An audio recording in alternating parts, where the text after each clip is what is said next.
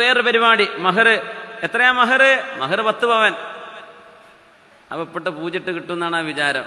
അപ്പൊ ഇങ്ങോട്ട് കിട്ടുന്ന സ്ത്രീധനം 100 ഉണ്ടാകും. എന്ത് പിഷ്കന്മാരാ നമ്മുടെ റബ്ബേ! എങ്ങനെ നമ്മൾ ഇങ്ങനെ സമ്പത്തിനോട് എന്താ പറയാ, അത്യാഗ്രഹവും. അങ്ങനെയൊന്നും മഹർ പറയല്ലേ. നീയത്ത് നന്നായിക്കോ.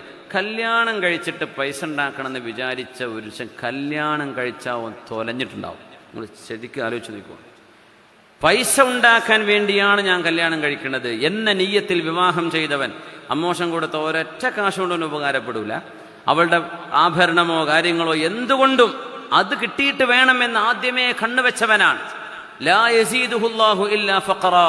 മുത്തനബി തങ്ങൾ പറഞ്ഞതാണ്, സമ്പത്ത് ഉദ്ദേശിച്ചിട്ടാണ് നിങ്ങൾ വിവാഹം ചെയ്യുന്നതെങ്കിൽ അവർക്ക് ദാരിദ്ര്യമേ അള്ളാഹു വർദ്ധിപ്പിക്കുകയുള്ളൂ എന്ന് പരിശുദ്ധ റസൂലുള്ളാഹി സ്വല്ലല്ലാഹു അലൈഹി വസല്ലം. നമ്മുടെ ലക്ഷ്യം അതാവരുത്.